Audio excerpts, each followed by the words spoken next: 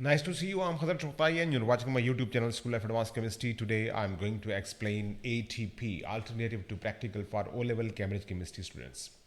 Basically, I'm going to explain Cambridge IGCSE Chemistry Paper, Alternative to Practical, Paper 6 to October-November 2021. That is very much similar to that of the new model of ATP O-Level Chemistry. Let's talk about it.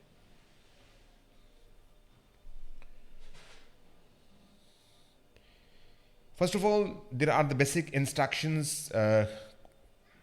Answer all the question. Use black and dark blue pen. You may use HB pencil for any diagram or graph. Write your name, center name of center or center name, candidate number in the boxes at the top page. Write your answer in each question in the space provided. Don't use any erasable pen or correction fluid. Don't write any on any barcode. You may use a calculator. You should show all your working and appropriate units. Next information, the total marks of this paper is equal to 40. The total mark of each question or the part of question is shown in brackets. So basically this paper is of 40 marks and the time duration is 1 hour. And this is having 4 questions in total. The general pattern is having 4 questions. Let's talk about question number 1. Carbon dioxide is a colorless gas that is denser than air. Carbon dioxide can be made by reacting marble chips with dilute hydrochloric acid. A student tried to make and collect carbon dioxide gas using apparatus shown. This one. A. One name substance label A and B. What is A? It's a liquid. It's a liquid. And what is the A? We are going to react with marble chips with dilute hydrochloric acid. So 2 basic reactants are over here and this is the liquid reactant. This is the liquid reactant and these marble chips are solids basically. As A is liquid, so A is dilute hydrochloric acid. Dilute hydrochloric acid. And what is the B? B is the marble chips or the calcium carbonate. Next part B, name the item of apparatus labeled C. Here is C and it's a conical flask. This C is a conical flask. So I'm going to write it over here, conical flask. Part B, explain why very little carbon dioxide gas would be collected using the apparatus shown over here. Here, this is the upward delivery system of the collection of the carbon dioxide, but you have seen that this gas, carbon dioxide gas, is a colorless gas and it is denser than air. As it is more dense than air, CO2 is more dense than air. So it is collected by, so it will be collected by downward delivery.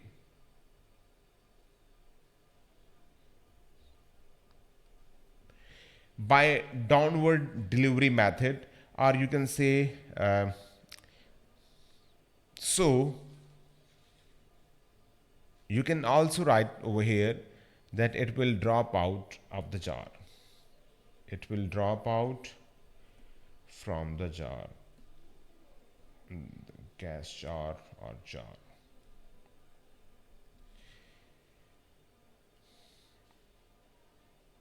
Come towards the part C. Complete the diagram to show how carbon dioxide gas could be collected and the volume measured.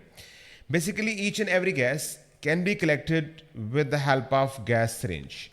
Any gas, water soluble,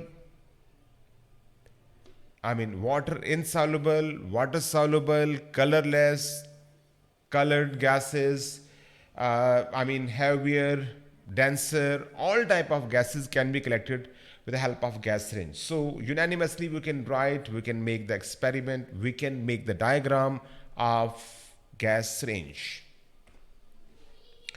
So I'm going to draw a proper graduation over here. Let's suppose that is equal to 20 centimeter cube, and that is the 40 centimeter cube, and so on, with a movable piston.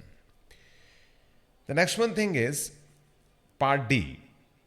At the end of the experiment, there were unreacted marble chips and aqueous calcium carbonate in the item of apparatus labeled C. Describe how you would find the mass of unreacted marble chips in apparatus C. As you know, after the reaction, you are going to have a liquid. The liquid is having aqueous calcium chloride basically, and these are unreacted calcium carbonate, that is a solid. I mean, this is the marble chips. So how can we separate this calcium carbonate from this solution? Number one. Number two, how it can be purified and then it is going to be weighed. So number one, I'm going to make filtration. Number one, filter the solution. Number two, preserve the residue. Preserve the residue. Number three, wash and dry it. Then weigh it. So these are the basic main major points to get 3 marks. So in this way, we can collect the calcium carbonate, that is a solid, by filtration, and we can wash, dry, and we can weigh it for its to check its mass, or for its proper identification of its mass. Now question number 2. A student investigated the reaction between two different solutions of aqueous sodium carbonate, that is known as solution K and solution L, and two different solutions of hydrochloric acid, acid M and acid N. 3 experiments were done. Experiment number 1. A burette was filled with solution K. Some of the solution K was run out of the burette so that the level of the solution K was on the burette scale. Using measuring cylinder, 25 centimeter cube of acid M was poured into the conical flask. 5 drops of methyl orange indicator were added to the conical flask. The conical flask was placed on the white tile. Solution K was added slowly from the burette to the conical flask while the flask was swirled until solution just changed color. Use the burette diagram to complete the table for experiment 1. Initial burette reading, final burette reading, and change in the reading, I mean volume of the solution K used or added. So in this case, the initial reading is equal to 8. This is equal to 8, and this one is equal to 31.6. Here is 31.5, and here this is 31.6.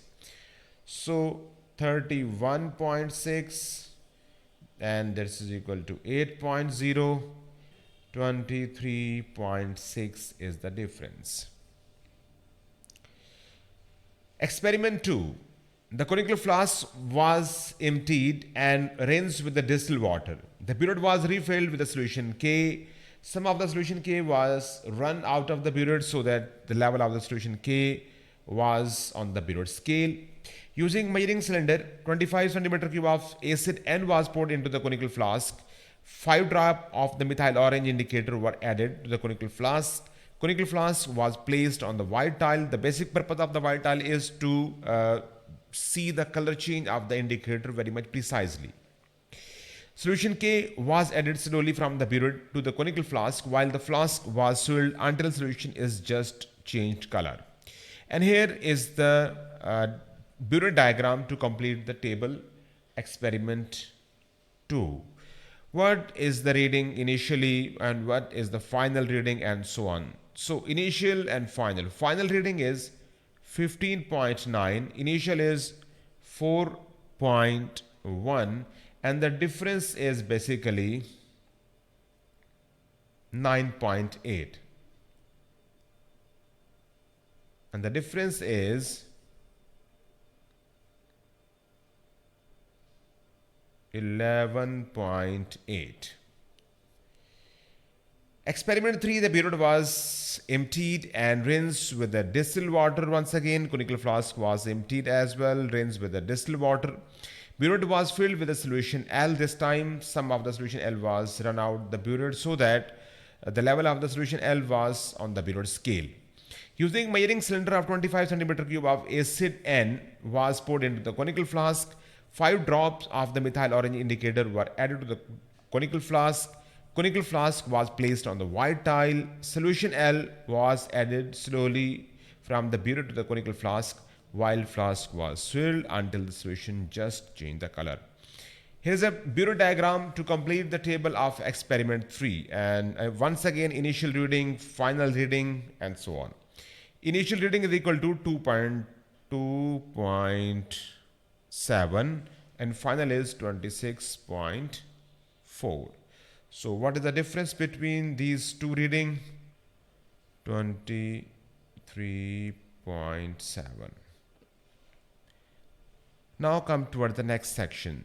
State the color change observed at the end point in the conical flask in experiment number 1. You know we are using methyl orange indicator and it is having basically 3 different color at 3 different pH or 3 different type of solutions. In acid, its color is red. At neutral, its color is basically orange. And in alkali, its color is yellow. So basically, in the flask, we were having alkali, so the color change will be, as we are having acid in the beaker, so its color change will be from red to just orange, or you may write yellow as well. So red to orange or red to yellow. Describe one other observation made when the solution K was added to the acid M. You know the solution K is basically sodium carbonate Na2CO3, and when it is allowed to react with HCl, there is a formation of CO2 gas and a salt is formed, that is sodium chloride. This CO2 gas is given off, so we can write it over here, effervescence, fizzing, or the bubble of gas. So effervescence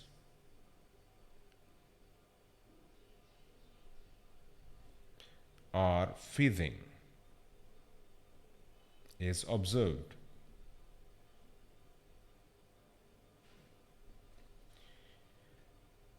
Part D. Compare the volume of solution K used in experiment number 1 and experiment number 2. Experiment number 1 and experiment number 2. This is the experiment number 1 and the volume of K is over here. And in experiment number 2, the volume is this one. So greater volume used in experiment number 1 as compared to experiment number 2. Greater volume used in experiment number 1. Greater volume used in experiment number 1.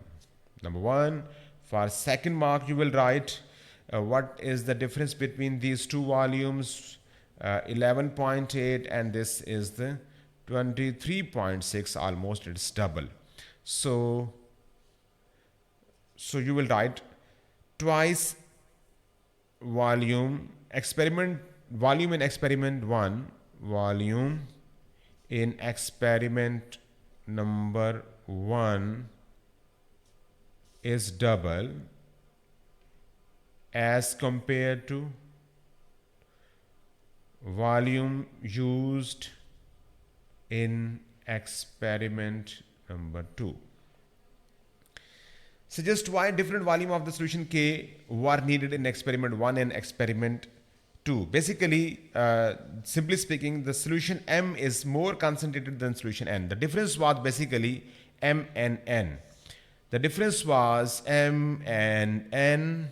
Here we were using basically N, acid N, And in second experiment, we used, in first experiment we use M. In second experiment we use acid N. So it means that acid M is more concentrated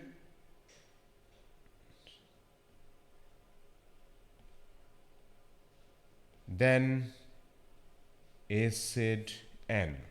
That's why there is a change in volume. Or you can say the concentration of the acid M is is double concentration, twice concentrated, more, or it's a twice concentrated as compared to the concentration of acid N, or as compared to N.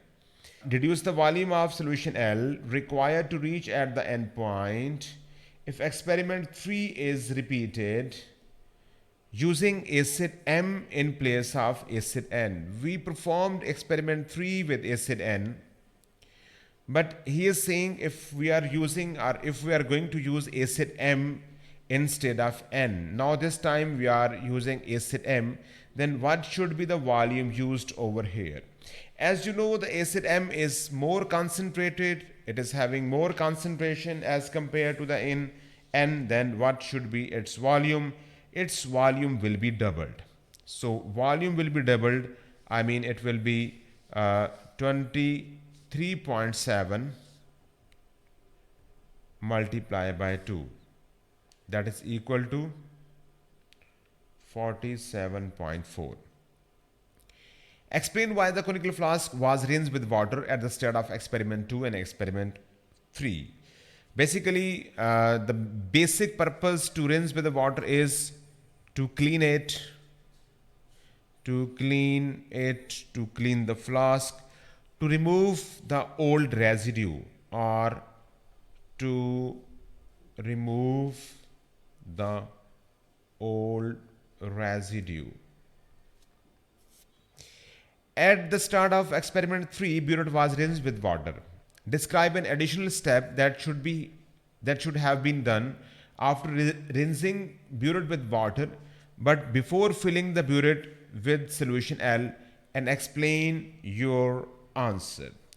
Basically, first of all, any burette is first of all rinsed with water, number 1, whenever we are going to use it again. Number 2, it is basically again rinsed with the next solution that is to be filled. So the next solution is basically the solution L.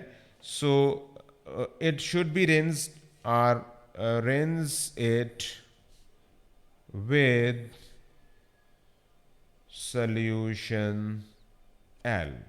Rinse it with solution L. And why it is necessary to rinse with the solution L? Basically to remove the water particles, to remove the water molecules or water particles. Explain why the conical flask is placed on the white tile. As I told you earlier, that the basic purpose of the white tile is just it will help out to see the color change of the indicated during the course of their titration. So the basic purpose is to see the color change clearly, to see the color change clearly.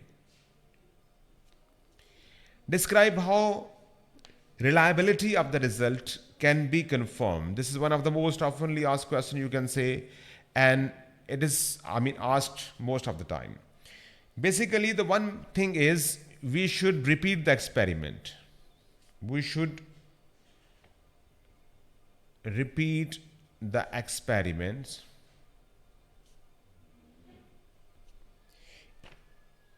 and then we compare the result, or we take the mean value. Then we compare the results and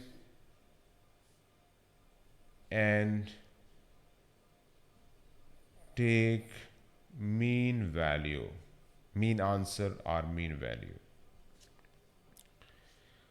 The last one portion of this question is state one source of error. So you will have to define the error in experiment number 1, suggest an improvement to reduce this error. Source of error in experiment number 1. In experiment number 1, we were using basically a measuring cylinder to fill 25 centimeter cube, right? This measuring cylinder is not, worthy equipment to measure exactly 25 centimeter cube. This measuring cylinder is used for the rough measurement of 25 centimeter cube, and we can properly use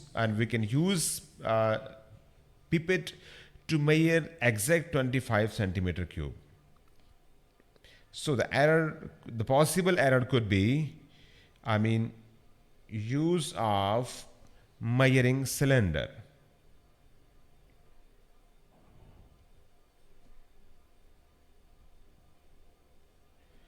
Improvement, use of pipette. Pipette is more accurate apparatus as that of the measuring cylinder, especially whenever you are going to measure 25 centimeter cube. Come towards question number 3, and this question is about test of anions and cation. This time you are having the tables of anions and cation with your paper. Here is a table of anions: carbonate ion, chloride ion, bromide ion, I negative ion, nitrate ion, sulfate ion, sulfite ion.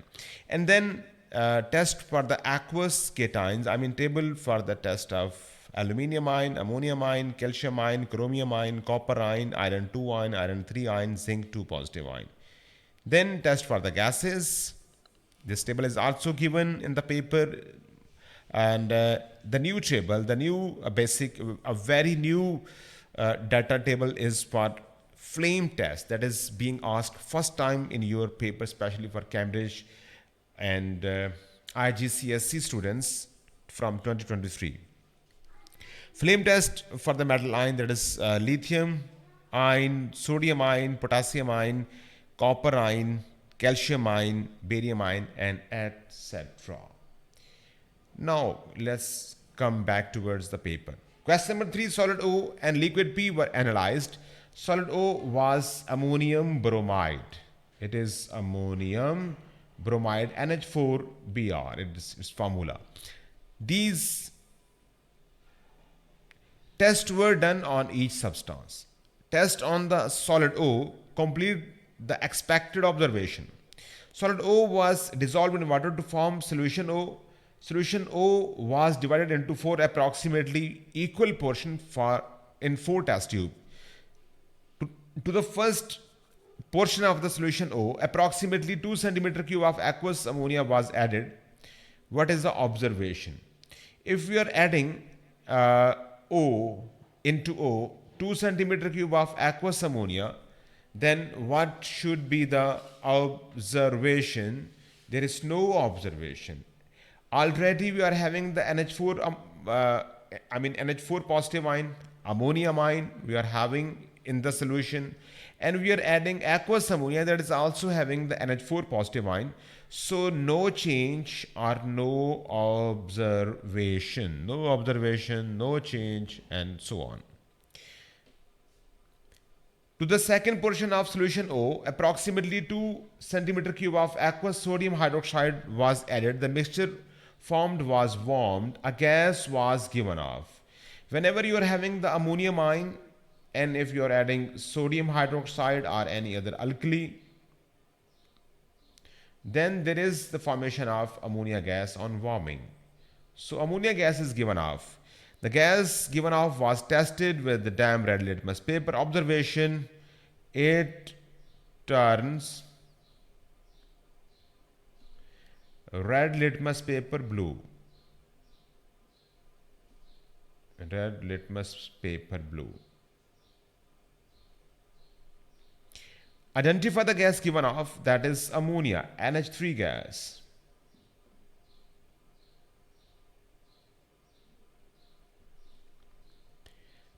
To the third portion of solution O, Approximately 1 centimeter cube of dilute nitric acid followed by the few drop of aqueous silver nitrate were added.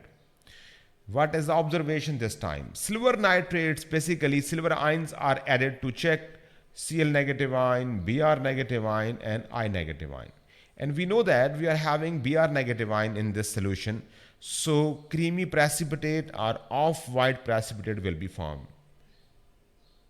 Creamy precipitate will be formed.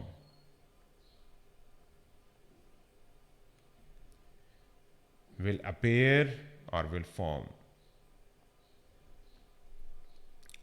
Next one, to the fourth portion of solution O, approximately 1 centimeter cube of aqueous chlorines was added. What is the observation? We are adding Cl2 and solution is having Br negative ion. There will be the displacement reaction as the Cl2 is more reactive than Br2 in the group, in the reactivity series, in group 7 element. So there is a formation of Br2 and Cl negative ions are formed. Here is the balance equation. When Br2 is going to form an aqueous solution, its color will be orange. Its color will be orange or yellow, you can say. So orange color will be observed. Solution turns orange. Solution turn from colorless to orange. That is the true observation. Test on liquid P. Test number 1. A few drops of the liquid P were placed in a crucible, a lighted splint. Lighted splint. Just keep in your mind, lighted splint was applied to the surface of liquid P in the crucible, burned with an orange flame and lot of smoke. Soot was left around and top of the crucible. At the top of the crucible, soot was left around at the top of the crucible. So it means that it is any sort of compound that is having carbon or hydrocarbon, you can say. It is going to burn, I mean any compound that is combustible and so on. Test 2, a few drops of liquid P were added to the test tube containing 1 centimeter cube of aqueous bromine. Color change from orange to colorless. So yes, it is a hydrocarbon and it is having carbon-carbon double bond. So number 1, it is going to burn with the smokier flame, sooty flame you can say. And number 2, it is also changing the color of aqueous bromine or decolorizing the aqueous bromine. So it means that it is having carbon-carbon double bond. Number 1, as you know, it's a flammable.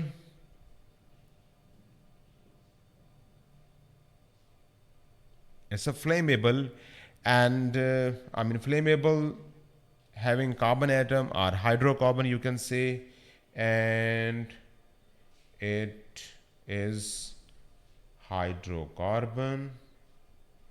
Furthermore, it has carbon-carbon at least one double bond. Carbon-carbon double bonds in it or double bond in it, you can say at least one. So that's all about question number 3. Now let's talk about question number 4. Question number 4, cobalt is a metal. Cobalt is between copper and iron in the reactivity series. The mineral sphaerocobaltite contains compound cobalt 2 carbonate and no other metal ion. Cobalt 2 carbonate is insoluble in water and reacts with dilute acid to form aqueous solution of a salt. Describe how you would obtain a sample of cobalt metal starting with large lump of sphaerocobaltite. You have access to all normal school, college, laboratory apparatus and chemicals. So the first thing, number 1, as you are dealing with the solid large lump, whenever you are going to start with a large lump of any solid, then you will basically, number 1, you will grind it, or you can say the crush it. Crush it with pestle and mortar. So the first step is to make the powder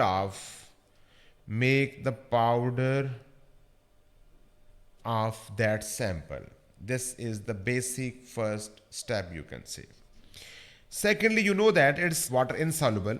So add nitric acid, for example, any mineral acid